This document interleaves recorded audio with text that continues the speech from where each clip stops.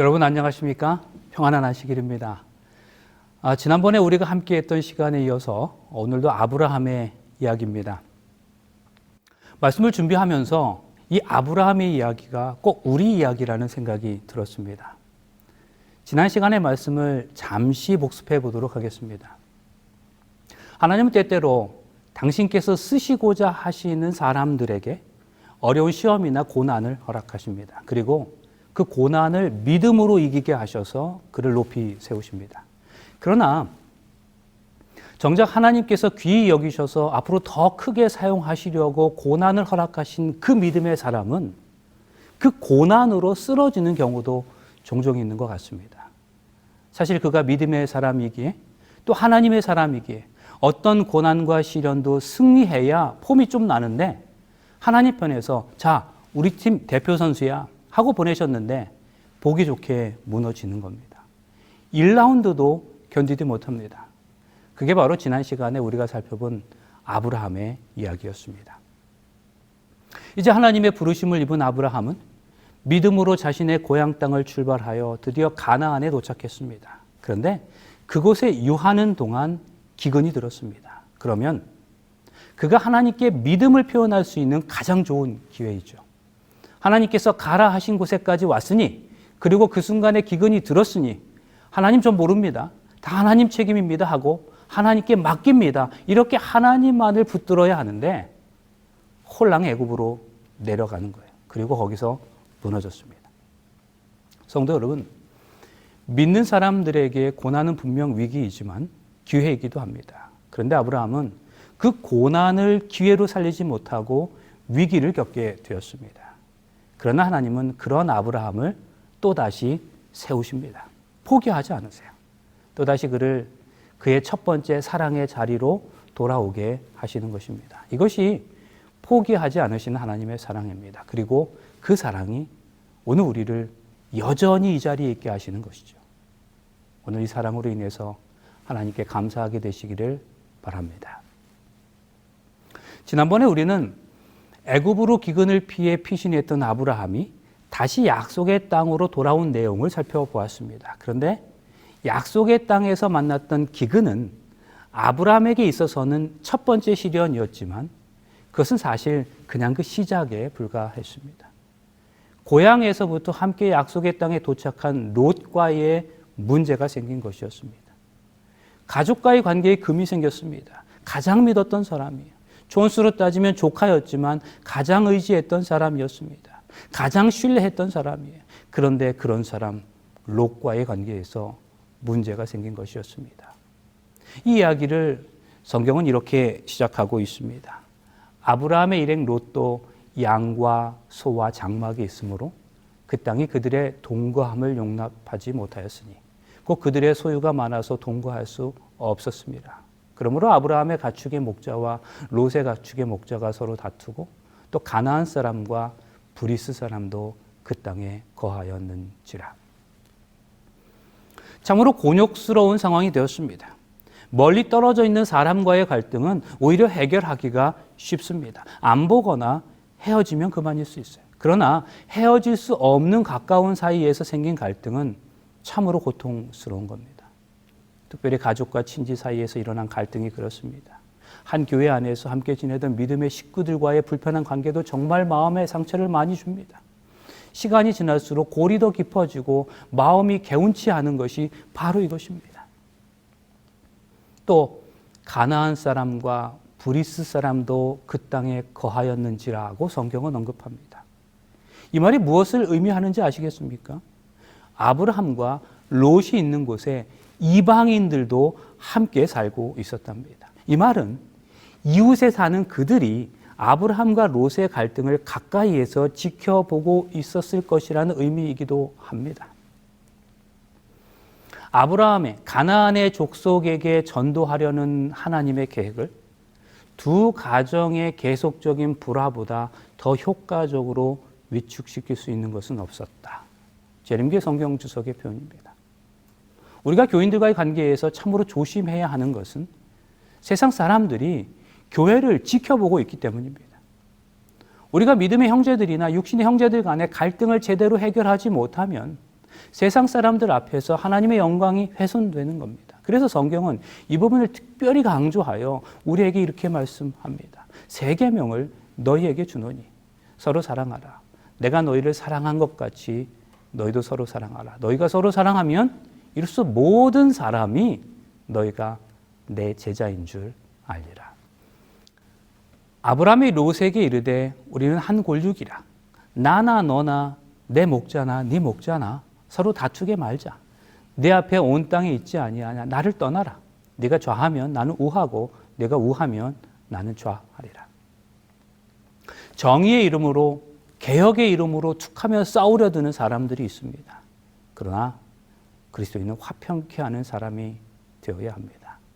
성경은 말합니다. 모든 사람으로 더불어 화평함과 거룩함을 조추라. 이것이 없이는 아무도 주를 보지 못하리라. 이렇게 분명한 말씀이 있는데도 도대체 성경의 어느 곳을 보면서 그렇게 싸우려 드는지 모르겠습니다. 이제 기도하던 사람이 결단을 내립니다. 아브라함은 애굽에서의 시련을 겪은 이후에 어떤 상황 속에서도 자신이 믿는 하나님은 모든 필요를 공급해 주시는 분이심을 깨달았어요. 사실 그는 지난번에 기근이라고 하는 눈에 보이는 상황에 움직였습니다. 그러다 큰 어려움을 당했습니다. 그리고 그에게 있어서 큰 교훈이었고 그것은 흔들리지 않는 삶의 지침이 되었습니다. 그래서 그는 그 애굽의 경험 이후로 다시는 눈에 보이는 상황에 따라서 대처하지 않기로 결심을 했을 거예요. 그래서 자신의 성공은 하나님이 주실 것을 믿었기 때문에 가장 좋은 땅을 롯이 선택하도록 양보할 수 있었습니다. 그러나 롯은 달랐습니다. 여기 롯의 결정을 좀 주의 깊게 살펴보시기 바랍니다. 이에 롯이 눈을 들어 요단 들을 바라본즉 소알까지 온 땅에 물이 넉넉하니 여호와께서 소돔과 고모라를 멸하시기 전이었는 고로 여호와의 동산 같고 애굽 땅과 같았더라. 그러므로 롯이 요단 온 들을 택하고 동으로 옮기니 그들이 서로 떠난지라. 롯은 우선 보았고 그리고 그 후에 선택하였습니다. 롯이 고른 땅은 한마디로 여호와의 동산 같은 비옥한 땅이었습니다. 이제 짧은 동영상 하나를 보시겠는데요. 우리 눈이라는 것이 얼마나 많은 한계가 있는지를 보여주는 영상입니다.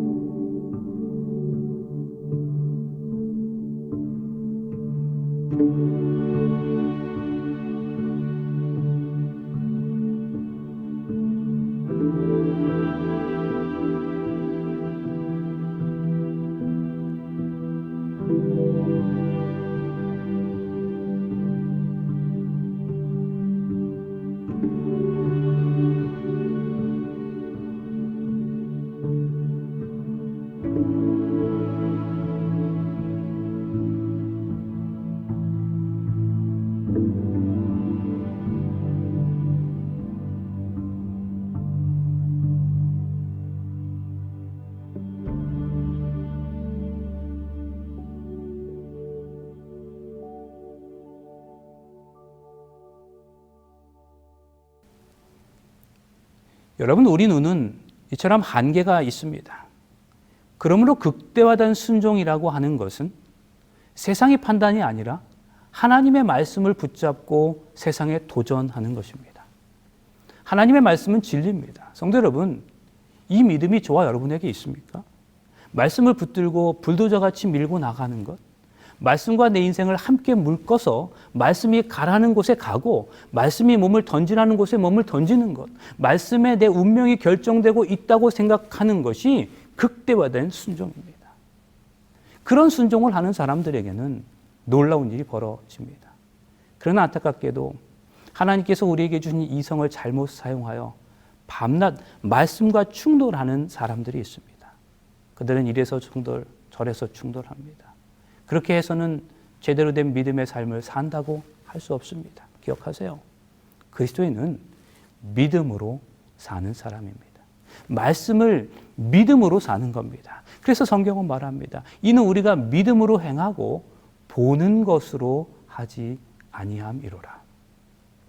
우리는 보는 것으로 살아가는 사람들이 아닙니다. 믿음으로 행하는 사람들이에요. 그런데 그 믿음에는 조건이 있습니다. 믿음은 바라는 것들의 실상이요 보지 못하는 것들의 증거니.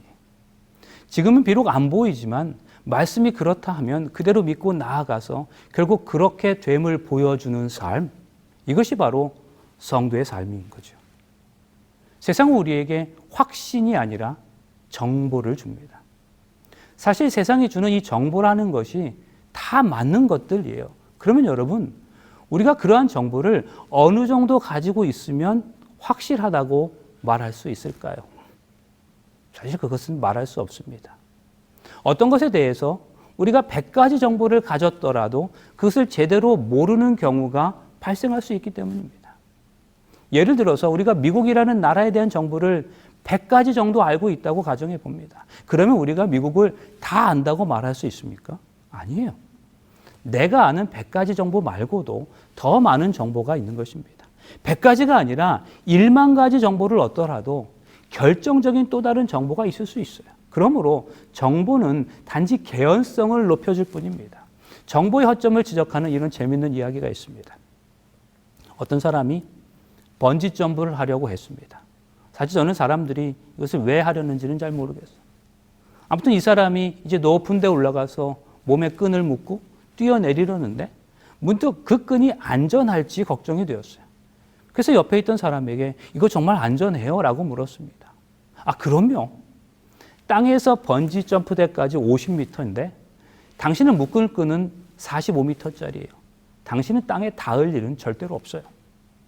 그때 옆에 있던 사람이 한 번 더 정보를 주었습니다. 그거 제가 직접 재봤습니다. 분명히 각각 번지 점프대는 50m, 줄 길이는 45m였죠. 그 옆에 있던 또 다른 사람이 말했습니다. 줄자로 재는 걸 내가 봤어요. 정보가 계속 늘어났습니다. 이러한 확실한 정보들로 인해서 이 사람은 안전하다고 생각하고 번지 점프대에서 뛰어내렸어요. 근데 잠시 후에 머리에 붕대를 감고 구급차에 실려가면서 그게 이렇게 외쳤답니다. 나쁜 사람들, 이 끈이 고무줄이라고는 왜 얘기 안 했어? 그에게 정보를 준 사람들은 다 맞는 이야기를 했습니다. 높이도 그 수치가 맞았고 직접 재보기도 했고 그것을 지켜본 사람도 있었습니다. 다 거짓이 아닌 사실이었습니다. 그런데 진짜 결정적인 정보는 무엇이었습니까? 그 끈이 고무줄이라는 사실이었습니다. 물론 이야기가 실제 이야기라기보다는 누군가가 꾸며낸 이야기이겠지만 세상이 주는 정보의 개념을 매우 잘 설명한 이야기가 아닌가 생각됩니다. 세상은 정확한 정보를 많이 주지만 우리 인생의 운명을 좌지우지할 만큼 가장 근본적이고 중요한 정보는 빠뜨립니다. 그러므로 세상의 정보로 움직이는 사람은 아무리 많은 정보를 가졌더라도 실패한 인생을 살아가게 되는 겁니다. 이 땅에 많은 사람들이 세상에 관한 많은 지식을 잔뜩 쌓고 있습니다. 그러나 가장 결정적인 지식, 즉 예수 믿지 않은 자신이 나중에 어떠한 운명에 처하게 될 것인지에 대한 지식 하나를 놓치면 나중에 어떻게 되겠습니까? 고무줄이라고 왜 얘기 안 했어? 라고 하면서 죽는 셈이지 않겠습니까? 그러므로 세상의 지식을 의지하지 마시기 바랍니다. 세상은 분명 맞는 이야기를 해요. 틀린 이야기를 하는 게 아닙니다. 그러나 가장 중요한 것을 말해주진 않습니다. 가장 중요한 것은 성경이 말해줍니다. 잘 보세요. 성경은 우리에게 어떤 정보를 가지고 그것으로 인해서 마음의 안도감을 느끼라고 말하지 않습니다. 그 대신 뭐라고 얘기하는가요? 여호와는 나의 목자시니.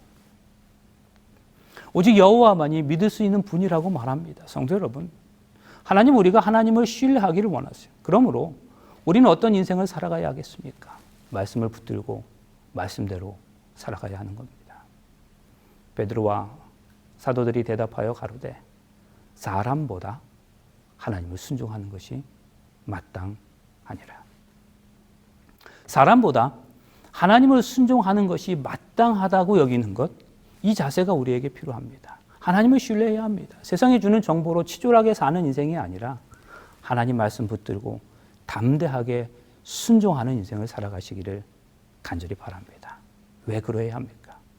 우리는 보고 가는 사람들이 아니라 믿고 가는 사람들이기 때문입니다. 그러므로 우리 매일의 삶에서 분명한 믿음의 걸음을 내딛는 우리 모두가 되시기를 간절히 바랍니다. 다시 본문의 말씀으로 좀 돌아가 봅니다.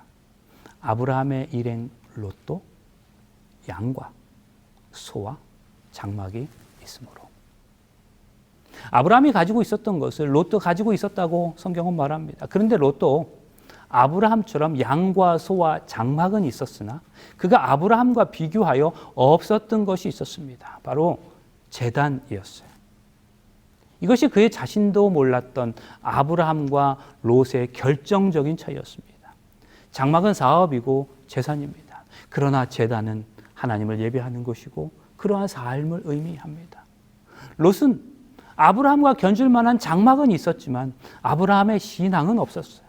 아무것도 아닌 차이 같지만 훗날 이것이 아브라함과 롯의 인생을 하늘과 땅 차이로 갈라지게 한 것이었습니다. 바로 이것이 결정적인 순간에 롯의 선택 기준을 세상적으로 만들었습니다. 대서양에서 배가 출발할 때 항법사가 항로에서 2도만 오차를 내도 뉴욕으로 갈 배가 보스턴으로 간다고 합니다. 당장은 작은 차이지만 오늘 믿음으로 시작하는 사람과 욕심으로 시작하는 사람의 인생은 시간이 지나면서 그 결과가 극명하게 드러나는 것임을 잊지 마시길 바랍니다. 아브라함은 가나안 땅에 거하였고 롯은 평지 성읍들에 머물며 그 장막을 옮겨 소돔까지 이르렀더라. 롯은 최상의 조건을 취해서 독립한 것 같았지만 아브라함을 떠나는 순간부터 그의 인생은 곧 내리막길이었습니다. 여러분, 인생에서 복받는 비결이 무엇인지 아십니까? 그것은 내가 복의 통로가 되는 것이지만 만약 그럴 수 없다면 복의 통로인 사람 곁에 바짝 붙어 있는 겁니다. 그런데 롯은 그것을 거꾸로 한 것이었습니다. 롯의 이 장면은 요나의 경험을 생각나게 합니다. 그러나 요나가 여호와의 낯을 피하려고 일어나 다시스로 도망하려 하여 욥바로 내려갔더니 마침 다시스로 가는 배를 만난지라 여호와의 낯을 피하여 함께 다시스로 가려고 선가를 주고 배에 올랐더라. 이 성경절에서 히브리어로 같은 표현이 2번 나옵니다. 내려갔더니와 올랐더라. 둘 다 히브리어로 내려가다라는 의미를 지닌 야레드라는 표현을 쓰고 있어요. 우리말 성경은 분명히 올랐더라라고 되어 있지만 원어로는 내려갔다 하는 표현입니다. 여러분, 하나님을 피해서 도망하는 삶은 인간적인 안목으로는 올라가는 것처럼 보여도 실상은 내려가는 것임을 기억하시기를 간절히 바랍니다. 롯이 아브라함을 떠난 후에 여호와께서 아브라함에게 이르시되, 결과적으로 롯이 아브라함을 떠납니다. 저는 이 장면이 오늘의 본문이 되는 창세기 13장에서 가장 극적인 장면이라고 생각합니다. 잘 보세요. 롯이 아브라함을 떠난 후에 여호와께서 아브라함에게 말씀하셨답니다. 다시 말해서 롯이 떠나야 하나님이 오시는 거예요. 롯이 누굽니까? 롯은 내가 가장 인간적으로 믿고 의지하던 어떤 것을 의미합니다. 그것이 사람일 수도 있고 환경일 수도 있습니다. 롯이 떠나고 아브라함이 얼마나 허전하고 쓸쓸했을까요? 그러나 여기 말씀을 기억하세요. 롯이 떠나니까 하나님이 오셨습니다. 아니, 하나님은 항상 계셨는데 롯이 떠나기까지 기다리셨습니다. 여러분, 롯은 내가 하나님만큼 사랑하고 정에 들었던 어떤 사람이다. 하나님만큼 의지했던 어떤 힘을 의미합니다.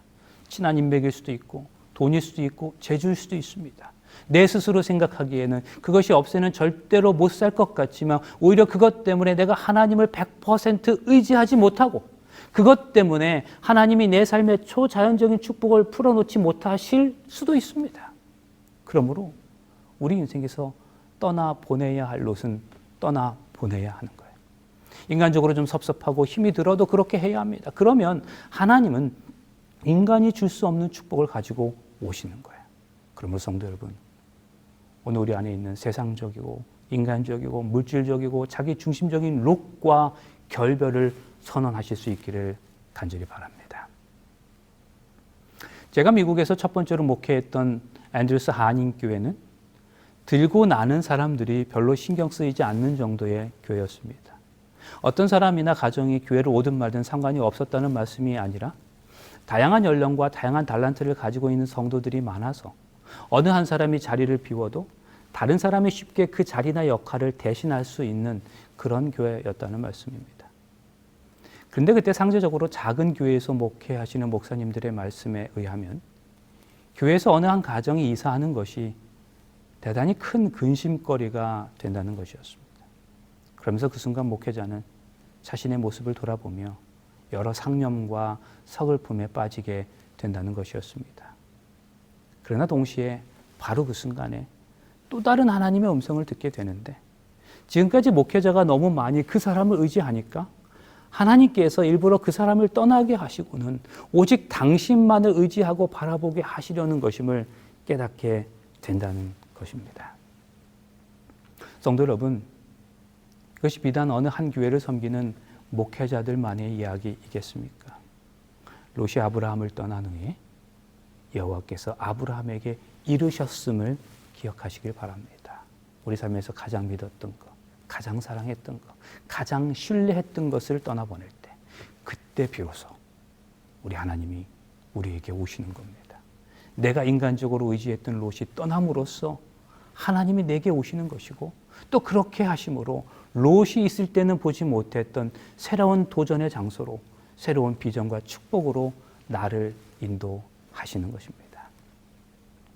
마틴 로이드 존스 목사님은 부흥을 이렇게 정의합니다. 부흥은 하나님이 그 백성을 찾아오시는 일이다. 천국의 나날들이 이 땅에 임하는 날이요. 성령이 교회에 거하시는 일이요. 생명이 하나님의 백성들에게 한없이 넘쳐나는 일이다. 성도 여러분, 부흥은 우리가 그동안 잡고 있었던 것을 다 떠나보내고 하나님이 우리에게 오실 때 가능해지는 것입니다. 2023년의 절반을 이미 넘어선 지금 새해를 맞이하시면서 결심하셨던 그 결심을 돌아보고 그 결심을 오늘 새롭게 하실 수 있기를 바랍니다. 그동안 우리를 평안하게 하고 안위를 주었던 모든 인간적인 것들을 다 떠나보내시기로 결심하시기 바랍니다. 그래서 우리와 함께 하시는 하나님만을 온전히 경험하시기를 간절히 바랍니다. 롯이 아브라함을 떠난 후에 여호와께서 아브라함에게 이르시되 너는 눈을 들어 너 있는 곳에서 동서남북을 바라보라. 보이는 땅을 내가 너와 내 자손에게 주리니 영원히 이르리라. 내가 내 자손으로 땅에 티끌 같게 하리니 사람이 땅에 티끌을 능히 셀 수 있을진데 내 자손도 세리라. 너는 일어나 그 땅을 종과 횡으로 행하여 보라. 내가 그것을 내게 주리라. 너 있는 곳에서 동서남북을 바라보라. 여러분 아십니까? 축복은 지금 우리가 있는 곳에서부터 시작되는 거예요. 17절에 내가 그것을 내게 주리라 라고 하는 부분을 영어 성경으로 보면 더 특별한 은혜가 있습니다. I am giving it to you. 내가 그것을 너에게 지금 주고 있다. 이것은 아득한 먼 훗날의 추상적 약속이 아니고 축복은 벌써부터 이미 시작되었다는 뜻입니다. 사람들은 모두 자기 현실을 싫어합니다. 고통스럽고 질척거리고 따분한 현실을 피해 어디론가로 도피하고 싶어 합니다. 그러나 하나님은 바로 지금 우리가 있는 바로 이곳에서부터 기적이 시작된다고 하십니다. 지금의 가정과 우리가 몸담고 있는 교회, 지금 내가 처한 현실에서부터 주님의 약속하신 축복이 시작되는 것입니다. 그런데 아십니까? 롯은 자신이 좋은 곳을 선택해서 갔지만 아브라함은 이제는 하나님께서 주실 때까지 기다렸습니다. 축복의 범위를 자신이 성급하게 정해버리지 마시기 바랍니다. 내가 생각한 축복보다 하나님이 준비하신 축복이 언제나 크고 좋기 때문입니다. 17절의 말씀을 다시 보세요. 너는 일어나 그 땅을 종과 횡으로 행하여 보라. 내가 그것을 내게 주리라. 내가 축복으로 줄 땅이 얼마나 크고 넓은지 확인해 보라는 뜻입니다. 동서남북 눈으로 보이는 땅을 다 주시겠다는 말씀이에요. 그렇다면 여러분 이것은 롯이 욕심으로 거머쥔 땅까지도 다 믿음의 사람 아브라함에게 주시겠다는 말씀입니다. 기억하세요. 축복은 내가 싸워 쟁취하는 것이 아니라 하나님이 우리에게 주시는 겁니다. 하나님은 욕심 부리는 자가 아니라 자신의 눈으로 보고 믿어 선택하는 자가 아니라 오직 하나님만을 믿는 자에게 그 축복을 주십니다. 오늘 또 믿음으로 주의 약속을 붙드심으로 그 축복의 소유자들이 되시기를 간절히 바랍니다. 이 아브라함이 장막을 옮겨 헤브론에 있는 마므레 상수리 숲에 이르러 거하며 거기서 여호와를 위하여 단을 쌓았더라. 아브라함은 장막을 옮겨 헤브론으로 거주했고 거기서 여호와를 위해서 제단을 쌓았습니다. 결론적으로 아브라함은 영적으로 번창할 수 있는 곳을 선택했고 롯은 세상적으로 번창할 수 있는 곳에서 살기로 했습니다. 롯이 택한 기름진 땅에 비해 헤브론은 고산지대에 있는 황무지 같은 곳이었습니다. 아브라함은 하나님으로부터 엄청난 축복의 미래를 약속받았지만 척박한 헤브론의 현실로 돌아와야 했습니다. 그러나 실망하지 않고 그는 거기서 제단을 쌓았습니다. 기도하고 예배하기 시작하는 겁니다. 고독하고 외롭고 성취감이 없는 현실에서 하나님을 향하여 단을 쌓고 예배하는 순간 그의 믿음이 살아납니다. 기적이 일어나고 능력이 생기며 하나님의 약속이 현실이 되는 것입니다. 이제 말씀을 좀 마치려고 합니다. 이스라엘 백성들이 출애굽을 했어요. 그런데 그들의 모세 인도함을 받아서 출애굽을 한 목적이 무엇이었습니까? 가나안으로 가기 위함이었습니다. 그것은 자신의 조상들의 고향이었습니다. 조상들의 땅에 자신들이 처음 나왔던 곳이었습니다. 그런데 그 가나안에 이르기 위해서는 광야를 지나야 했습니다. 그 광야길에서 하나님은 그들을 먹이셨습니다. 만나로 먹이시고 고기를 달라고 하면 고기를 주셨어요. 목이 말라 죽게 되었을 때 물도 풍성히 주셨습니다. 그러면 여러분 한번 생각해 보세요. 광야길에서 그들의 목적이 무엇이었습니까? 가나안으로의 전진이었습니까? 아니면 눈에 보이는 만나였습니까? 여러분 이것은 말할 필요도 없는 것입니다. 물어보나 마나한 질문이죠. 전진입니다. 가나안으로까지 나아가는 것이 그들의 목적이요 목표였습니다. 그런데요 눈에 보이는 만나가 좋다고 그거 풍성하다고 광야에 머무르고자 한다면 세상에 그것만큼 어리석은 일이 어디 있겠습니까? 가나안까지 전진하는 것이 목표인 이스라엘 백성들에게 하나님께서 만나도 허락하신 이유는 무엇입니까? 그거 먹고 힘내라고요.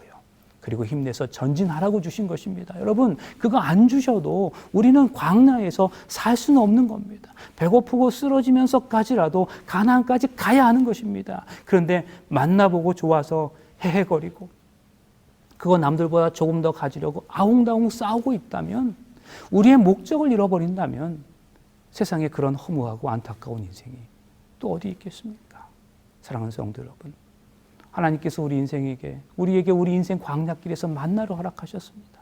지금의 그 만나가 무엇입니까? 조금 넉넉한 재정일 수 있어요. 조금 편안한 삶일 수 있습니다. 조금 여유로운 생활일 수 있습니다. 우리 하나님 그런 만나를 우리에게 주셨어요. 그거 가지고 힘내서 더 전진하라고 주셨습니다. 그런데 목적지는 생각도 안 하면서 안중에도 없으면서 그저 눈에 보이는 만나 보고 만족하고 계시다면 여러분 기억하십시오. 그런 우리에게 가나안은 없습니다. 절대로 없습니다. 사랑하는 성도 여러분, 우리 하나님께서 우리 광야길에서 허락하신 그 만나를 그거 먹고 함께 나누어 먹고 힘내서 하늘 가나안까지 나아가십시다. 우리가 가야 할 곳은 거기입니다. 오늘 우리들 각자가 가진 만나들을 보고 만족하지 마시기 바랍니다. 만나는 그거 먹고 힘내서 꼭 가나안까지 가라고 하나님께서 주신 것입니다. 그 만나 때문에 가나안 가는 것을 잊어버린다면 그 만나는 결국 우리에게 저주가 되고 말 것입니다. 그러므로 우리 삶에서 이 제단의 경험이 끊이지 않는 온전한 제단 인생을 살아가시기로 다시 한번 마음에 결심하시기를 간절히 바랍니다. 제단 인생은 눈에 보이는 대로 살지 않겠다는 마음의 결심이고 그 결심을 삶으로 실천하는 것입니다. 제단 인생은 세상이 주는 화려함에 속지 않겠다는 마음의 고백입니다. 제단 인생은 세상이 주는 1만 가지 정보보다는 하나님의 말씀을 붙들고 그 말씀에 순종하며 살겠다는 의지의 표현입니다. 제단 인생은 나를 평안하게 하고 나를 안심시키는 모든 것들을 과감히 떠나보내고 내게 가까이 오시는 오직 하나님만을 모시며 살겠다는 믿음의 고백입니다. 제단 인생은 보이지 않는 하나님을 내 삶의 우선순위로 모시며 살겠다는 결단입니다. 그러므로 이러한 제단 인생의 주인공이 여기 있는 우리 모두의 삶이 되셔서 나의 노력과 결단이 아니라 오직 하나님으로 인해서 약속된 축복을 경험하시는 우리 모두가 되시길 간절히 바라면서 말씀을 마치겠습니다. 기도하시겠습니다. 사랑의 아버지 하나님, 주님 앞에 모여 이 마지막 주 안식일을 맞이하였습니다. 주님의 말씀을 통해 사람을 떠나보내면 하나님이 오신다는 크고 깊은 진리를 묵상하게 하시니 감사드립니다. 우리 삶에서 하나님을 예배함이, 경배함이 최고의 우선순위가 될 수 있도록 인도하여 주시옵소서. 주님, 오늘 우리들 각자의 인생에서 너무나 소중하게 생각했던 아브라함에게는 롯과 같은 존재는 과연 무엇입니까? 우리 삶에서 가장 믿었던 것, 가장 사랑했던 것, 가장 신뢰했던 것을 과감히 떠나보내는 믿음을 허락하여 주시고 그 과정을 통해서 비로소 경험될 수 있는 하나님의 임재와 부흥을 우리 삶에서 체험하게 하여 주시옵소서. 그래서 우리 믿음의 성장과 성숙이 있는 삶을 살아가게 하여 주시옵기를 예수님의 이름으로 간절히 기도합니다. 아멘.